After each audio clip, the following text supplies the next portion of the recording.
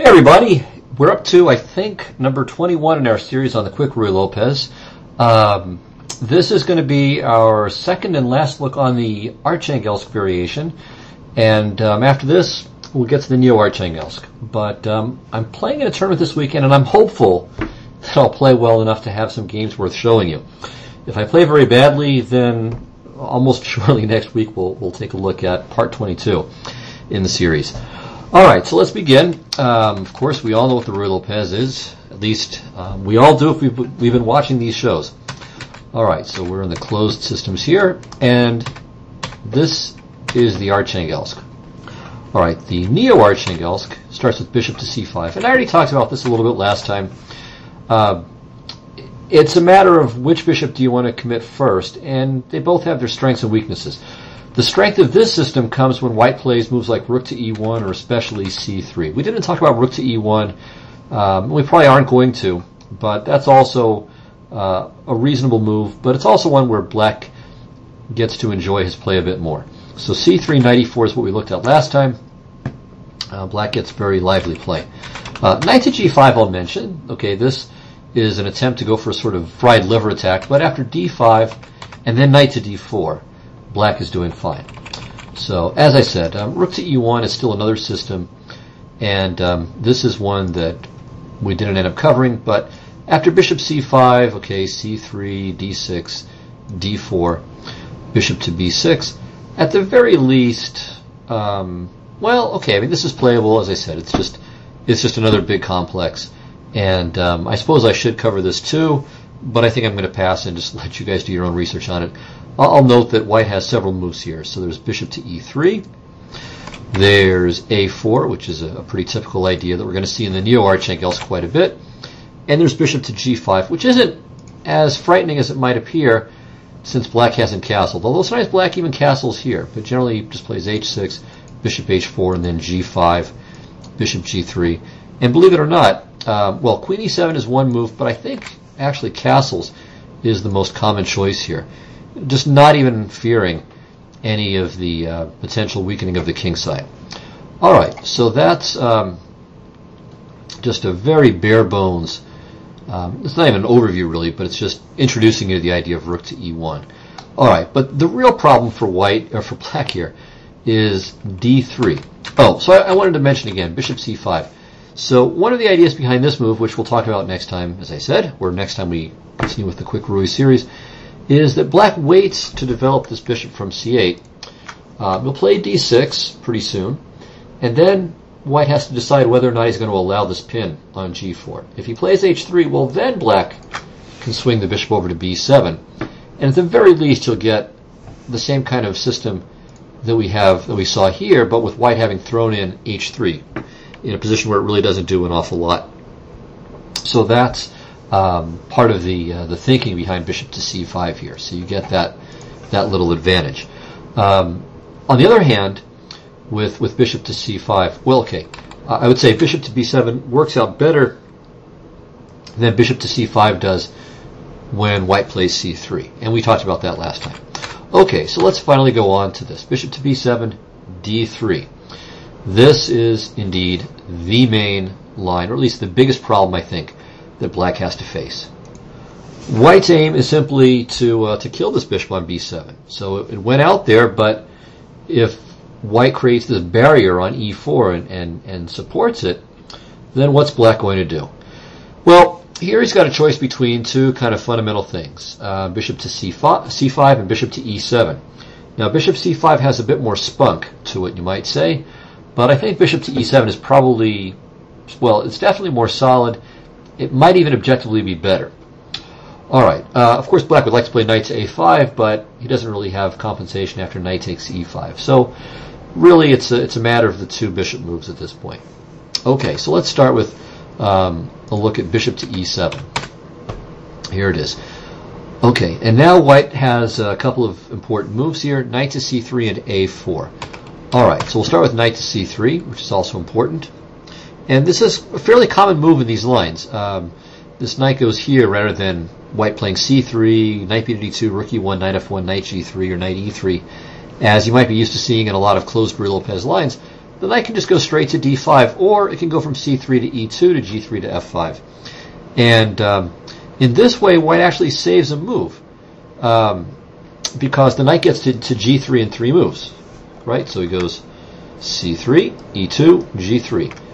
Whereas if you go the old-fashioned way with knight b to d2, you have to play rook to e1, and then knight f1, knight to g3.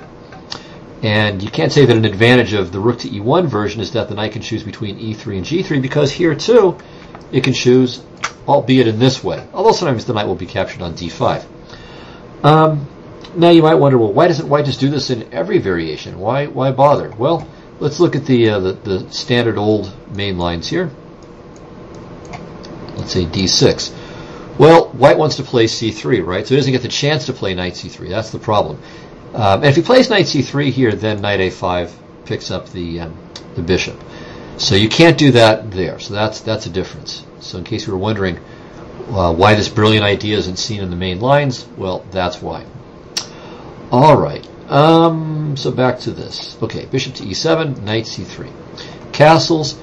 Here white can try various moves, but well, a4 is common, but that would more or less end up bringing us into the same channels as a4 over here.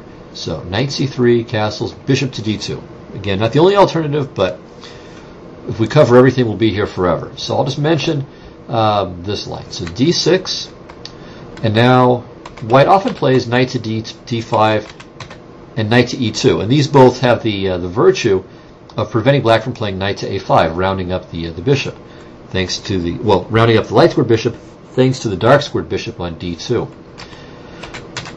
Oddly, though, white also plays a4, and while a4 is a move that makes perfectly good sense in its own right, it becomes a little bit mysterious, let's say, that white has played bishop to d2 the move before, since now knight to a5 is being permitted. And indeed, black plays knight a5, and then laughs at the bishop a second time by playing b4.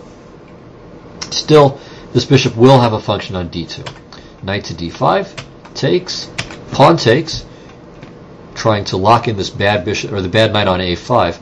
And indeed, I should say, this is a very common strategy for white in many closed Ruy-Lopez lines, and it's sometimes in different ways, but it's something that you're going to see both today. You'll see it in the Neo-Archangelsk discussions, and you'll certainly see it in discussions of variations like the Chigorin later on. That white will often try to exploit black's queen knight and queen bishop, and the fact that they're sometimes kind of out on the edge of the board in a disjointed way and far away from the king side. All right, well here black has to play c5, c3, and now, okay, b takes c3 is one possibility, but it scores very, very well for white. And now finally, after bishop takes c3, we see that the bishop has at least managed to make some sense here. Okay, black generally plays bishop to c8. Well, the threat is queen to d2, just winning the knight outright. So bishop c8 attempts to salvage both the bishop and the knight. And now white's tried many moves. Queen to e1 and queen to d2, both chasing the knight to the less than brilliant b7 square. Also knight to d2 has been played, and another move still is b4. So white's, as I said, done very well in this variation. So instead of b takes c3, b3 seems to be a bit more of an enterprising try. Grabbing one of the white bishops, eliminating the bad knight, albeit at the cost of a pawn. But after rook to b8, black has full compensation for the pawn, and I think he drew in a couple of GM games. So there was a game between Andrei Zhigalko and Vanderveel in Groningen in 2004, and a game between Fedoseev and Zherabuk in Lvov in 2009. Okay, so back here we go. Bishop e7. We just looked at knight to c3. a4 is also a very important move. And again, black can't play knight to a5 just yet because it pitches the e5 pawn. So castles, rook e1, d6. Okay, and now white's got a big choice. So he can play knight b to d2. He can play knight to c3. He can play c3. And he can play bishop to d2. Well, he can play many other moves, but those are the four big choices. I'm only going to cover the two knight moves, knight b to d2 and knight to c3. We'll start with knight to c3. Black plays knight to a5, bishop a2, b4, knight e2, c5. This is a queenside expansion we're going to see again in more than one case, and of course we're going to see it later on as we go through other closed Ruy Lopez lines. All right, knight to g3, bishop c8 covering the f5 square. And here, ironically, white's main move is perhaps h3. We'll come back to that in a moment. But also, c3 followed by d4 is another approach trying to avoid wasting or spending a tempo on h3. Here, black has tried both b takes c3 and b3, but that's all I'm going to say about that. So h3, the main move, rook to b8, and now white has chosen between two moves, both involving bringing a minor piece to the d2 square. So bishop to d2 is one move. And now black has tried a couple of approaches. One is bishop to e6. This has scored very, very well for white. I mean, like 80+% for white. But the computers find it equal. In practice, though, the computer doesn't seem to like the idea of c3. Or I should say, the computer doesn't like that idea very much, but in practice that's worked very well. c3 followed by d4. And white has multiple targets. I mean, the pawn on a6 is a little bit weak. The pawn on e6 is a little bit weak. The knight on a5 is a bit misplaced. The bishop on e7 is, at least for the moment, kind of locked up. And therefore, it seems that knight to e8 has become a bit more popular when black has achieved this position. And some very good players have had this, including Mickey Adams. And he played knight to e8 here in a game back in 2007, if I remember correctly. Okay, black has got a couple of ideas. One is to kind of go Sveshnikov, you might say, with king h8, g6, and f5, and again, that's done reasonably well.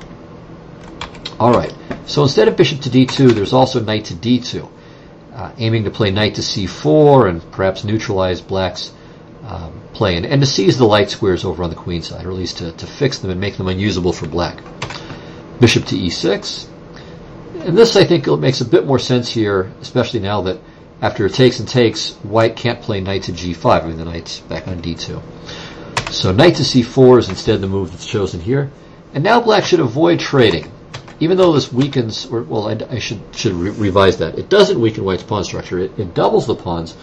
But in fact, this pawn structure is very nice for white. It completely clamps down on black's queenside play. And of course, with the open d file, or half open d file, that's a convenience that's in white's benefit. The bishop on e7 is terrible, and white's ready to play things like queen f3, knight f5, and so on. And in case of knight e4, with a couple of ideas. One is to play bishop to g5, though, but also to play knight c7, e6, and then maybe put the knight on d4 or f4. Well, white should play queen to g4 to stop bishop to g5, and white definitely has the superior prospects at this point. Therefore, those of you who play this with black, don't take on c4, but play knight to c6. Here too, though, it looks as if white can build up an advantage with f4. But after e takes f4, bishop takes f4, there's a solution that's been known for about a quarter of a century.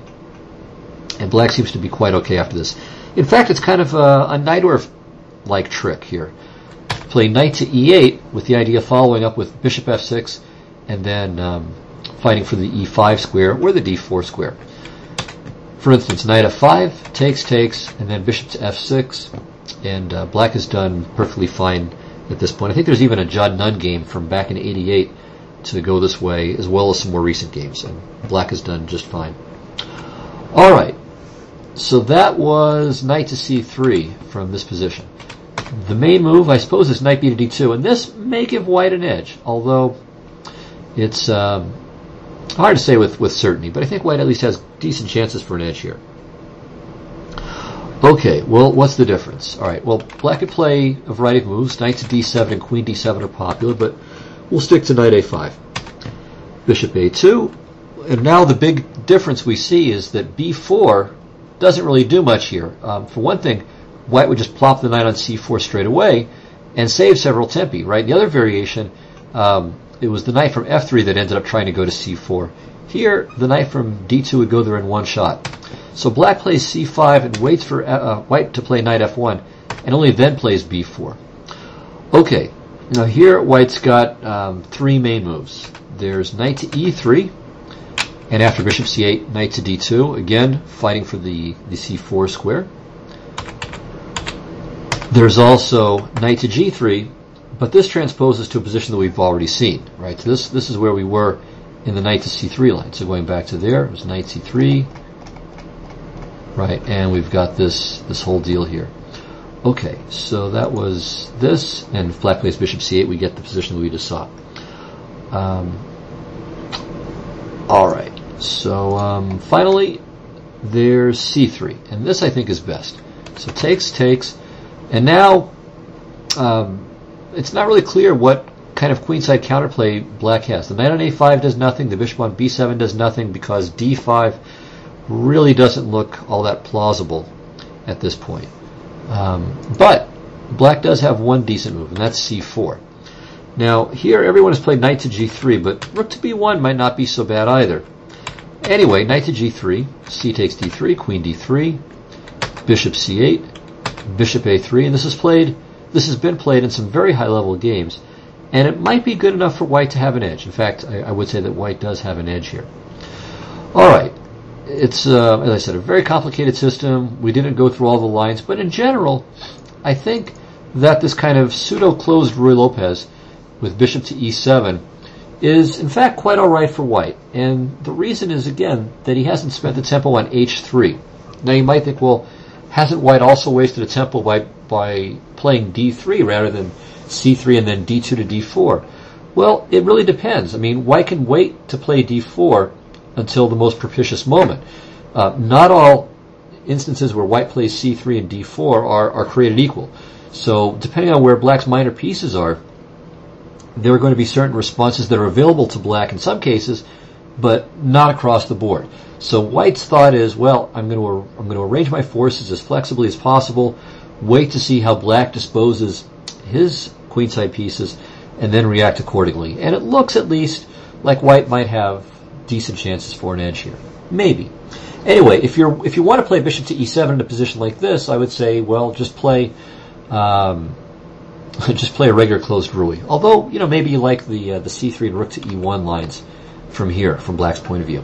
Anyway, I tried this a couple of years ago. So, I was playing this system pretty regularly in Blitz, but against very good players. And while I was always delighted to see rook to e1 and c3, the problem was that most people played d3. Certainly the stronger the player, the more likely I was to see some kind of closed system like that.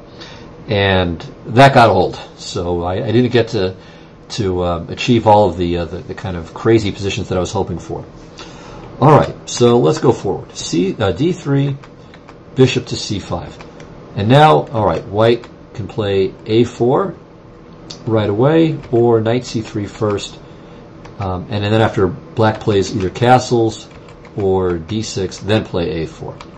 Alright, so in fact, the immediate a4 will generally just transpose. So if d6, knight c3 will transpose to the game, while if black castles, then knight c3 will transpose to a variation we see below, with the knight going out first and the a-pawn coming out second. Alright, so here we go. Knight to c3, and now black can choose between castles and d6. Let's say castles. Alright, white plays a4, and now we've got another parting of the ways here with b4 and knight to a5 being the two main options. Okay, about this, I'm not going to say too much. Knight to d5.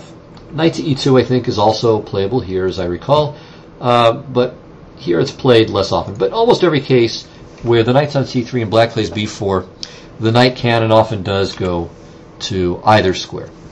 Alright, so knight to d5, and here black has tried three moves. Knight a5, immediately putting the white queenside minor pieces in, well, I don't want to say in jeopardy, but certainly creating tension with those pieces. There's h6, just prophylaxis against bishop to g5, and there's knight takes d5. Let's begin with knight a5. So here, white can trade and play bishop to a2. That's a safe and sound solution, but there's a bit more vigor and vim in bishop to g5. And now black can either play it safe or continue to play feisty chess. So if bishop to e7, white picks up the bishop pair, then drops the bishop back to a2, and I think he's got an edge here. So bishop takes d5 is, as I said, a feistier approach. But this position is still maybe a little bit better for white, but it's closer to equal. Okay, What is clear, I think, is that knight to a5 doesn't equalize. Try number 2. Knight takes d5. Okay, bishop d5, d6. And here white has tried several moves. c3 is pretty normal, preparing d4. Bishop to e3 is normal as well. Sometimes preparing d4 and creating some kind of tension with the black structure. I mean, there's at least arguably a threat to take on c5, then c6, and then on e5. Finally, there's a5, which is a common idea we're going to see in a number of Ruy Lopez positions later on.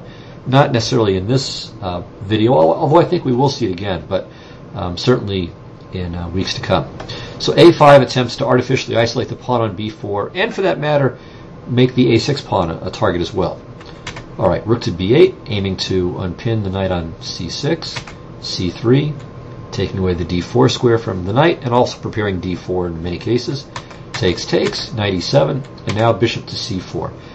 And from here, white will continue with queen to e2 and bishop to e3, with at least a more comfortable position, slightly more comfortable, thanks to the more active light-squared bishop. All right, finally, h6. So this awaits further developments, and, well, kind of throws the ball back over to white to see what he's going to do next.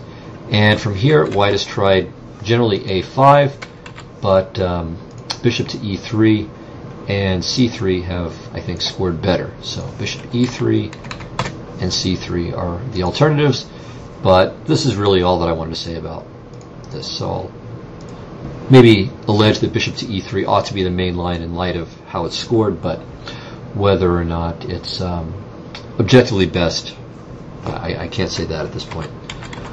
Okay, so instead of b4, knight to a5 is a much more common and I don't want to say it's better, but anyway, it's certainly more forcing, and it leads almost immediately into a fairly well-known endgame. So here's how play continues from here. So white picks up the pawn, AB, knight b3, CB, AB5. Okay, we trade rooks, and we grab on e5. All right, in return for this pawn, black has the bishop pair, and he can immediately open the center with d5. And white should not take that pawn. That would really let black's pieces out of their boxes, but instead play bishop to g5. And the threat now is to play bishop takes f6 followed by knight to d7. So d takes e4, not worrying about the threat just yet. D takes e4, takes, and now, okay, this is a blunder, takes, knight to d7. White would win there, but b4. Okay, and now white's got a choice between a couple of endings, of which bishop takes f6 is more common. But if you're lazy, or if you want to punish a higher rated player, I suppose you could play knight to d3. So then bc, knight c5, knight e4, takes, and then black grabs this guy, we grab this guy, and at a grandmaster level, I think there's really no big risk for black. I think there were 3 games that went this way, or at least got to this point, somewhere around here, and all 3 games were drawn, including a game between Morovich-Fernandez against Onashuk in Kansas in 2003, and there was some online tournament game, I think it was from a Centaur event, in other words, computer and human team event, I think played on the chess-based server. That was drawn too. So, objectively, I think black isn't running too big of a risk here. I mean, white's running no risk at all, though. But winning chances are fairly limited. So most of the time, when this position has arisen, white has gone this way. Bishop f6, b takes c3, bc3, gf6, knight d7, bishop to d6. Rook to d8 doesn't work because of knight f6 check. Rook takes d8, and unfortunately for black, the bishop on a8 is hanging as well. Or it might be okay. But bishop to d6, takes, f3. And this position has occurred at least 22 times in the database anyway that I have. Most famously in the 2000 match between Kasparov and Kramnik. And that was the one game where Kasparov played e4 and Kramnik avoided the Berlin. So he took one day off from it. And he drew that game too. I remember in the press afterward, Kasparov opined that this variation was really pretty suspicious, and he at least suggested in his comments, whether he's being genuine or not, I don't know, but he was at least suggesting in his comments that he would really like to see a variation like this and have a second shot at it. While Kramnik, and again, who knows, how much of this is, psychology versus truth, but Kramnik suggested that no, this was very, very comfortable. He wasn't worried about this at all. I suspect probably both players were mostly truthful about this. That Kramnik had worked it out well enough and felt comfortable enough defending that he felt that he could hold a position like this even against Kasparov on a second occasion if need be. While it's clear that White is better here, and it's just a matter of whether he can convert this into a full point. Anyway, in the 22 games, if I remember right, the percentage for White is something like 59%, although in games featuring grandmasters playing black, I think black is actually at least even, maybe even +1, although I'm not sure who the victims were. Anyway, what I would say about this is that at a grandmaster level, I think black probably knows what he's doing well enough to hold this the vast majority of the time. But below grandmaster level, I would feel at least a little uncomfortable rooting for black. I would be at least a little bit worried. So White's rook and 2 pawns, I think, give him some chances against the bishop here. Anyway, it's an interesting ending, and but one where White is maybe taking a little bit more risk than, well, certainly more risk than he is in this position, but probably not a very big risk either. All right, so that's all I wanted to say about castles A4, knight A5, and so on. So that's an important line. Okay, so D6. By the way, I should say about this that I'm using MacDonald's discussion of this variation as a framework. So for those of you who have that book, some of what I'm saying is probably going to seem familiar to you, but I've had to add quite a lot because there are many important lines that he just doesn't discuss at all. So while he provides a very nice scaffolding for what I'm doing here, there's a lot more in this video and the material that I'm presenting than he covers. But as I said, what he presents in that book, I think it's called the Ruy Lopez Move by Move, what he does present there is indeed helpful. All right, so A4, and here instead of knight to A5, B4 is much more usual. So he gives knight to A5 as his main line, and he's presenting this game between Carlsen and Bielyovsky, which I'll show you guys as well. But B4 is more common. And now, again, White has the usual choice between knight to D5 and knight to E2. Now, on knight E2, if knight A5, then bishop A2, and we're back to the game. So this is nothing we need to look at further. Again, H6 is also possible. It stops bishop to G5, stops knight to G5. Often, though, H6 is a bit more pleasant for black when his bishops are on the other side of the fence. So, with a bishop back on E7, you can eventually play, castles, rook E8, bishop F8, G6, bishop G7. Likewise, the bishop back on C8 prevents a white knight from hopping into F5, which becomes especially worrisome for black after he's played H6, and sacrifices on that square, and maybe in some cases G7, start to appear. Okay, and then finally there's castles, after which White can either play A5, again, this plan of trying to isolate the B4 pawn a little bit, and also the A6 pawn, and there's also knight to G3. Okay, the main move though is knight to D5, as it was in the other case. Black plays knight A5, and now White's got a couple of approaches here. One is bishop to G5, which is really quite crazy. Knight takes B3, bishop F6, G takes F6, C takes B3, F5, and queen at E2. And if I recall correctly, there were 4 games with this in the database. White won 2 and the other 2 were drawn. But the one game with 2 GMs was drawn pretty quickly. And indeed, this is a very difficult position to properly assess. The computer thinks White's a little bit better, and maybe there's something to that given the results, but I would also say that if White slackens for just a moment and lets these bishops come into their own, it's going to be big problem. It's going to be big trouble for White. So it's playable if you're White, but be careful. All right, knight takes F6 is at least more safe and sane.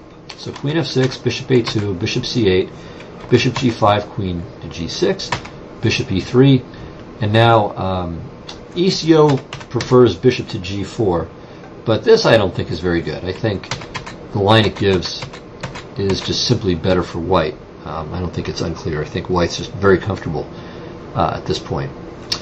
So that I would not recommend. Instead, bishop takes e3, fe3 castles. Still maybe a little bit easier for white to play thanks to the open f-file, potential pressure on f7. I think the pawn on e3 is a little bit of an asset in that it controls f4 and d4, but still it's pretty close to equal here.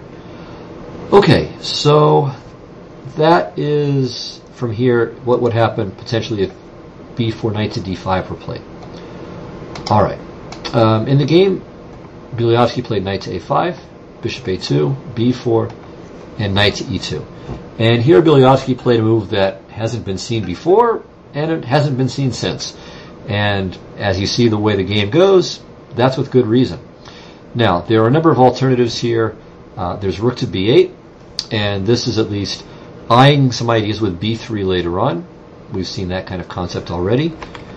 There's simply castling, just getting on with it. But again, when you castle, I mean, white can play knight to g3 or bishop to g5, and I mean, white's pieces just clearly look like they're reasonably well set up to build for a kingside attack. And it would be much nicer for black to have that bishop not on c5, but back on e7. See, with the pawns like this, with this pawn wall, what is black going to do by way of gaining counterplay? So this knight is dominated, this bishop is dominated, this knight is doing nothing except maybe beat to help support a b3 pawn sack at some point. And this bishop on c5 really doesn't do anything either. It looks pretty, but what's it doing? I mean, there's no real pressure against f2. I mean, if knight to g4, white plays h3, and the exchange on f2 is going to favor white. So that's the problem. White can just leave this queenside pawn structure or this central chain intact while waiting for black to do something and while building up his own kingside play. So he'll play knight to g3 and knight f5 and wait and see what black does from there. Alright, so all of this is just to say that the position is already, I think, a little bit uncomfortable for black, although it's certainly playable. Perhaps, again, rook to b8 might be best, maybe, aiming for some kind of queenside play and leaving the direction of the king unknown. Well, bishop to c8 is played by Bieliowski. At least superficially makes sense. I mean, it prepares to bring the bishop to a square like e6, where it can neutralize the bishop on a2, or maybe b3, and then after, whenever white ends up taking with the pawn there, then bishop to e6. The bishop's not going to go to g4. Also, though, the bishop on c8 could exchange away a knight that gets to f5. So, again, it looks quite sensible. It also gets the bishop out of the way of a rook when it comes to b8.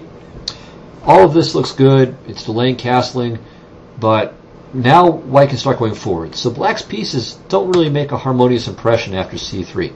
White is going to play d4, and what exactly is black doing here? So he plays bc, taking care of any ideas with d4, or any situations where this b pawn could hang. Alright, and now he plays bishop to b6, getting out of the way in advance of d4, so you can at least consider, in some cases, playing knight takes e4. Alright, well, knight to g3 takes care of that, and prepares in some cases to bring the knight to f5. Alright, Bieliowski plays bishop to e6, aiming to neutralize the bishop on a2, and Carlsen plays d4. Well, now there's a threat to take on e5, which is potentially unpleasant, and also you can see that really, it's funny, even though the center is open up a bit, all four of black's minor pieces are still not really functioning that well. Well, to perhaps take care of that, Bieliowski played bishop takes a2. And after rook takes a2, now the knight from a5 could go to c4 or c6, so it looks like it's got some prospects. And the bishop on b6 and the knight on f6 are at least hitting central squares. Okay, well, before we go on, let's mention another idea, which is to castle. Now, white could grab a pawn here, like this, but maybe black gets a bit of counterplay. Knight to g4, takes and takes, h3, and certainly I would prefer to have white here. I don't think there's any question about white being more comfortable at this point, but maybe there's a little bit of counterplay that can be had. Maybe. Alternatively, though, for white, instead of bishop takes c6, he could play bishop to g5, and this seems quite likely to transpose to the game. Anyway, Bielowski took, Carlsen recaptured, and now Bielowski took. And perhaps he was hoping to sack a pawn here. If white plays knight takes e5, black can trade queens and play rook to e8 and have pretty good drawing chances. Maybe white should play queen to e2 here with an edge, but black is still kicking. But instead, though, Carlsen played bishop to g5. And remarkably, what had looked like a fairly slow maneuvering game is about to turn into an absolute demolition job.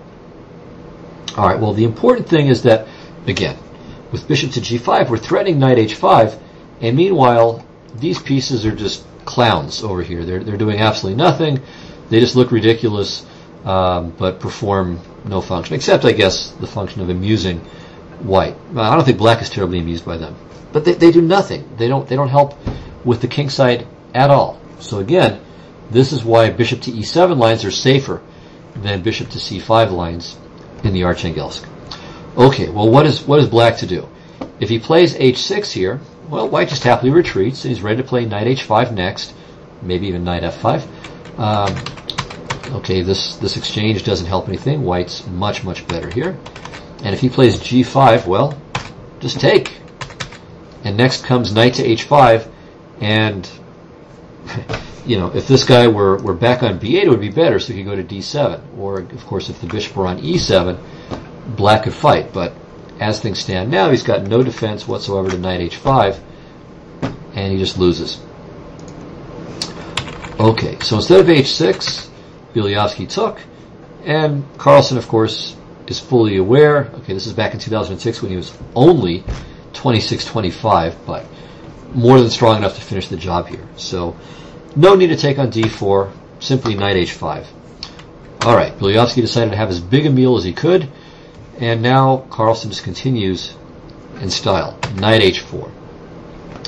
And the idea is just to play knight f5, and then play knight takes g7. Also queen f3 is playable too. So black played king to h8, getting out of the way of the g file, because, well, actually there's an even more immediate threat. Sorry, knight f5 and knight f to g7 is fine, but even more directly, there's bishop takes f6, g takes f6, queen g4 check, and queen g7 mate. So Bielowski played king to h8, and now knight f5, and black has absolutely no defense, or at least no defense worth speaking about, in response to or anticipation of the ensuing knight f takes g7. Pardon me. So at this point, here we are on move 20. Bielowski already decided to throw in the towel. It's just a completely hopeless position. So it's remarkable. I mean, over here, white's just a little bit better. It looks like, you know, we're in for a long game. And then just 6 moves later, we have this mess, and black is just absolutely getting killed. So, in summary then, and in conclusion as well, as far as this particular variation goes, if you play b5, bishop to c5 is probably your best bet, theoretically speaking, nowadays, because after bishop to b7, d3 leaves black in danger of simply finding his pieces offside on the queen side.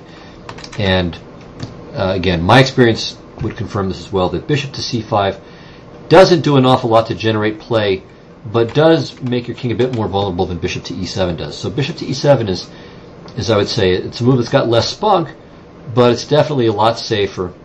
However, if you have to be safe, then perhaps it's best just to go for the traditional lines with bishop to e7 and so on. Alright, so that'll do it for this. Next time we're doing a quick Rui series video, it will be with bishop to c5, the Neo-Archangelsk. And this is still a very, very alive theoretical variation. Alright, so I'll see you next time. Take care. Bye-bye.